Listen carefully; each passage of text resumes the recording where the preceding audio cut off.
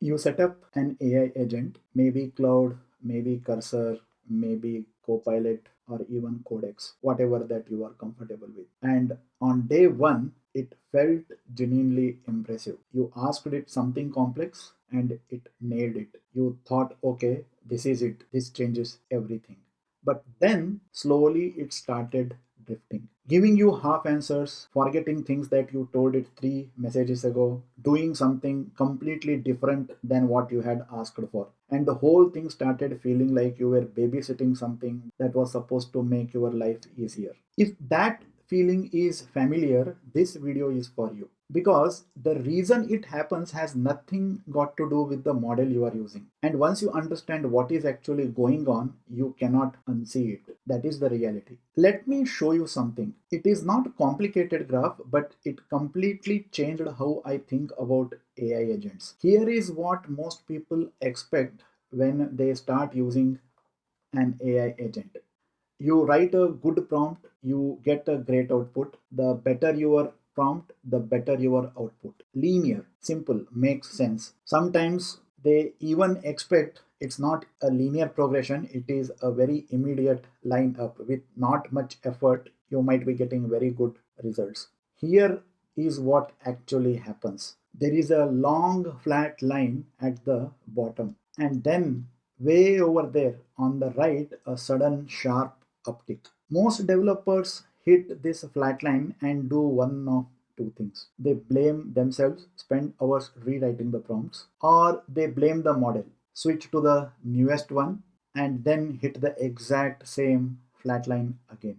The model is never the problem. The flat line is actually you building something. You just cannot see it yet. And the uptick, it does come, but only if you understand what you are actually building during the flat line. To understand that, we need to talk about one foundational concept first. Something that sounds technical but is actually very simple once you see it. That is tokens. What is a token? Every time you type a message to an AI agent, every word, every space, every punctuation mark, it gets broken down into chunks called tokens. Not words, not characters, tokens. Think of them as the model's alphabet, but instead of individual letters, the units are syllables and common word fragments that models learned during training. Let me show you exactly what tokens look like.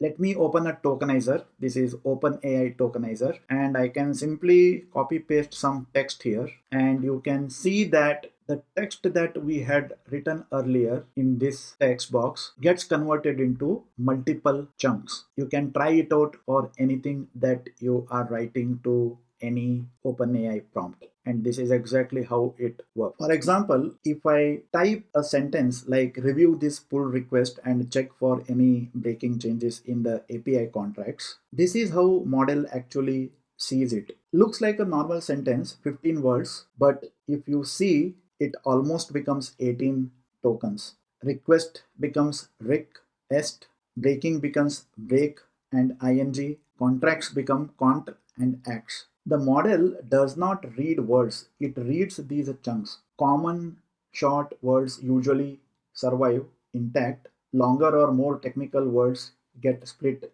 because the model has been trained on that particular kind of training. Let us try something more realistic, the kind of thing you would actually paste into a agent when you are working. That is a small Kotlin function, 28 tokens. If you are supplying it with a file containing 200 lines, then probably 1500 to even more number of tokens. Your whole code base that we are talking about can actually be tens of thousands of tokens.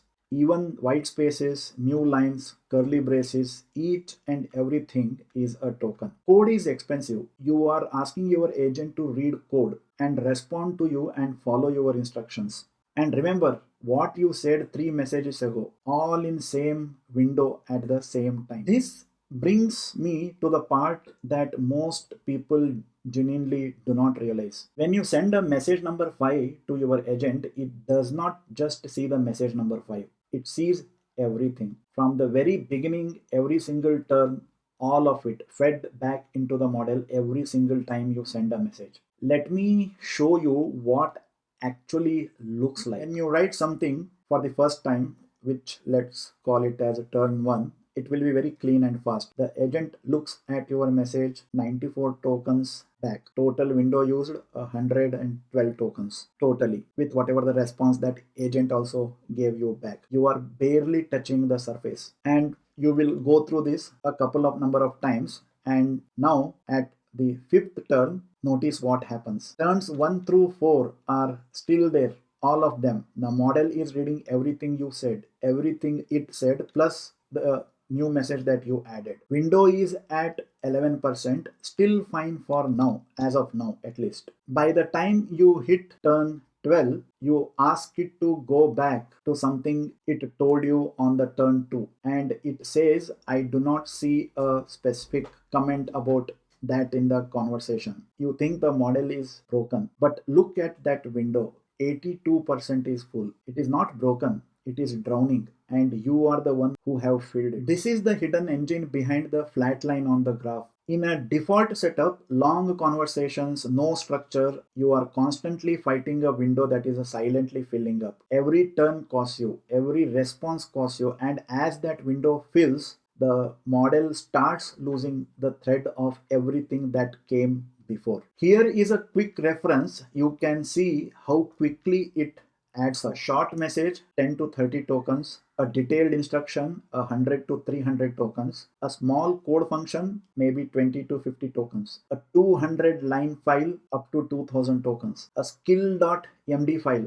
around 944 to 1000 tokens, and the same skill just as a title and description, 53 tokens. Now hold on to those last two numbers. They are about to become very important. If tokens are the units of the measurement, context is what you are actually measuring. Context is full assembly of everything the model sees before it writes a single word back to you. For a typical coding agent, it looks something like this layer. At top, the system prompt. This is set by Anthropic or whichever tool you are using. You cannot edit it. It is always there, costing tokens every time.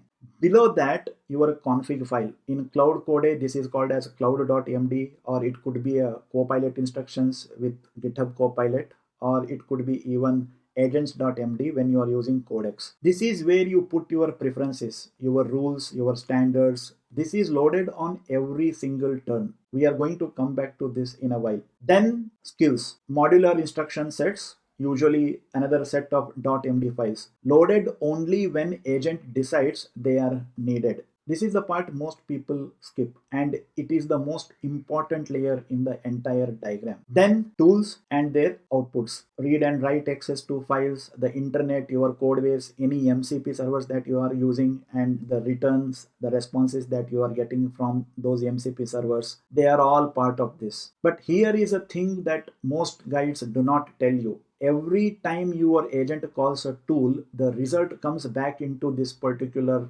context window as tokens. Tool use is not free. It is going to cost you, and what is that it is costing you? It is the tokens. Then your code base, the actual files the agent is working with, retrieved as needed, but every file retrieved costs tokens. Finally, your conversations, everything, every single turn, whatever the information message that you are typing, it is getting accumulated. All of this, every single layer competes for the same fixed context window. Every token one layer uses is a token another layer cannot have. Which means if any of these layer is bloated, you are loading information the agent does not need right now. You are burning the window before the real work even actually starts. Here is how that degradation actually breaks down. From 10 to 70% full, the agent is sharp, focused, reliable. This is your optimal zone. From 70 to 85%, early degradation begins. The agent starts losing the thread.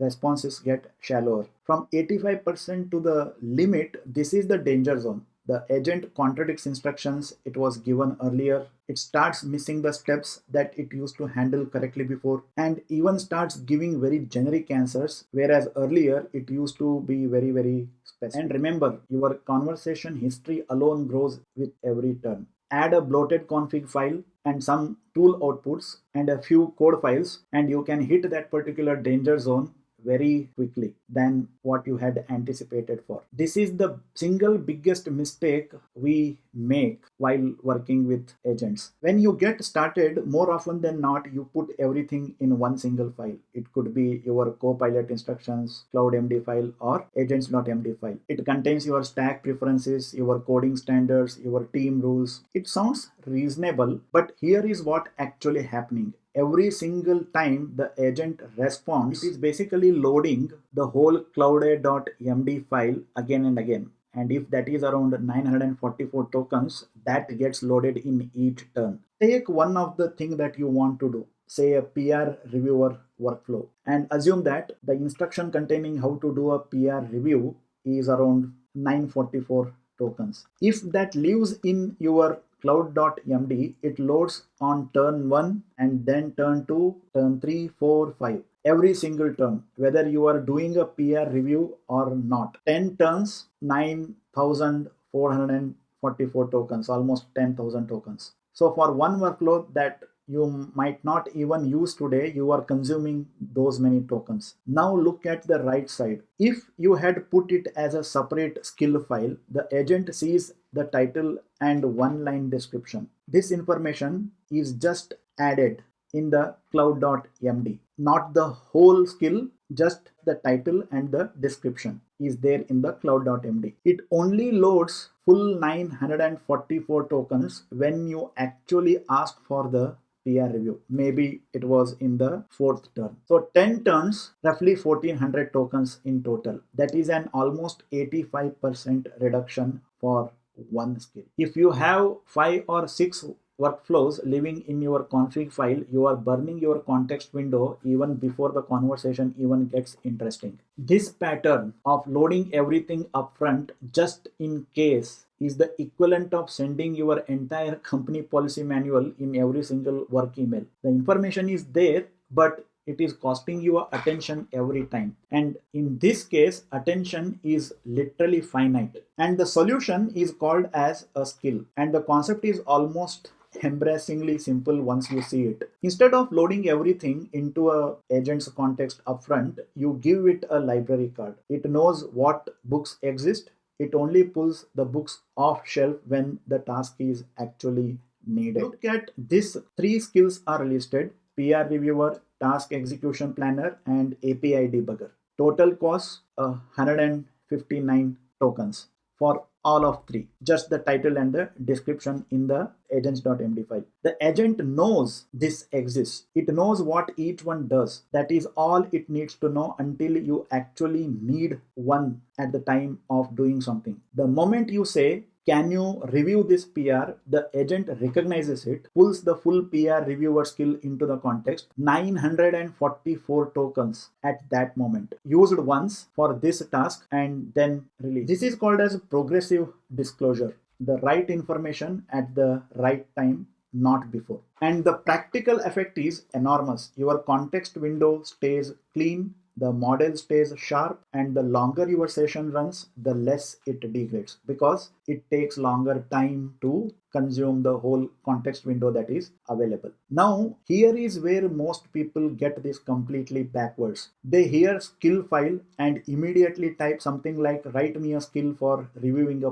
pull request." Or most of these frameworks have a command called as skill installer or a create skill, and just go with the vibe. The agent produces something. It sounds good. They use it. It kind of works, but then it fails on the edge cases that nobody had anticipated. The mistake was skipping the most important step, establishing what good actually looks like. Before you write a single line of documentation, doing that step is very important. Here is the actual correct loop that you should follow when you are building the skill. Step 1, identify the repetitive task, something that you do at least 3 times a week, something that costs you reval time. And in terms of coding, for example, if you have a specific workflow that you follow, step 2, walk the agent through it manually. No script, no pre-written instructions, pure back and forth dialogue. You are the navigator, the agent is the driver.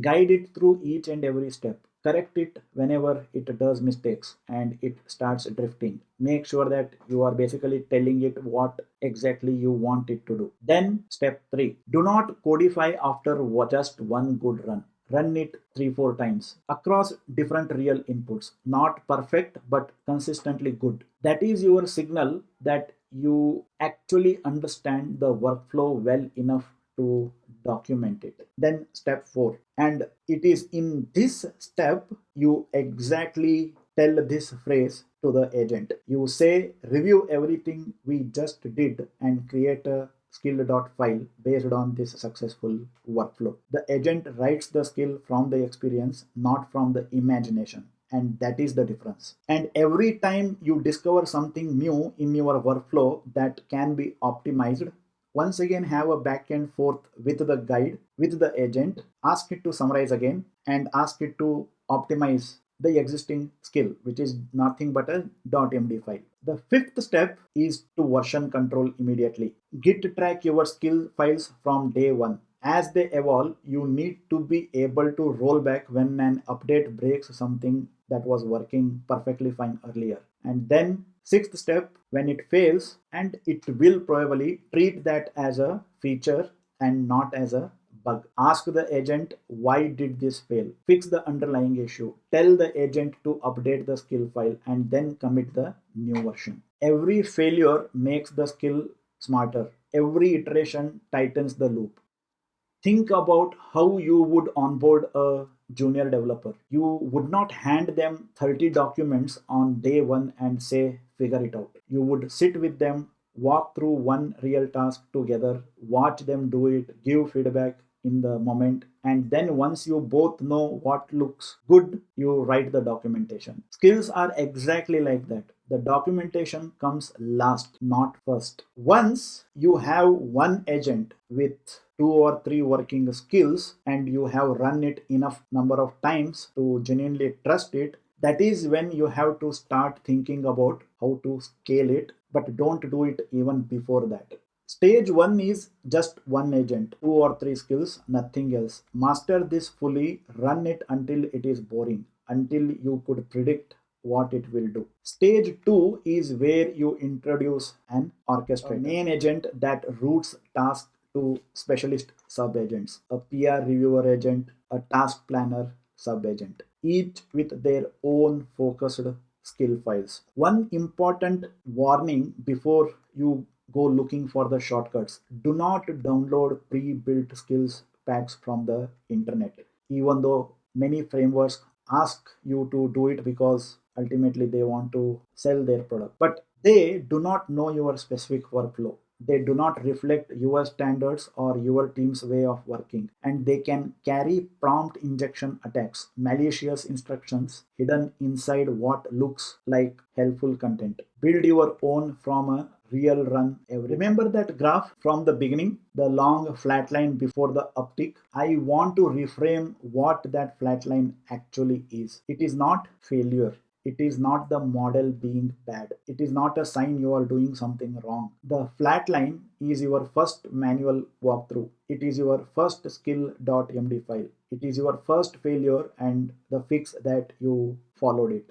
It is a workflow that after trying out many iterations that finally works. That is not a flat line. That is actually the foundation that you are laying. The developers who stick through it, who do not blame the model and switch to the newest thing, those are the ones who will suddenly start feeling the difference in the way they are getting the output from these AI agents, because they actually do. Your model is not the problem. The problem is context and how you assemble it and build it. Now you know exactly how to fix it. Do let me know, how do you assemble your context and what is something that you found out very recently that is really making a lot of difference in your case. So thanks for your time. Brings us to the end of this particular video. Don't forget to like, comment, share the video and subscribe to the channel. Take care. Bye.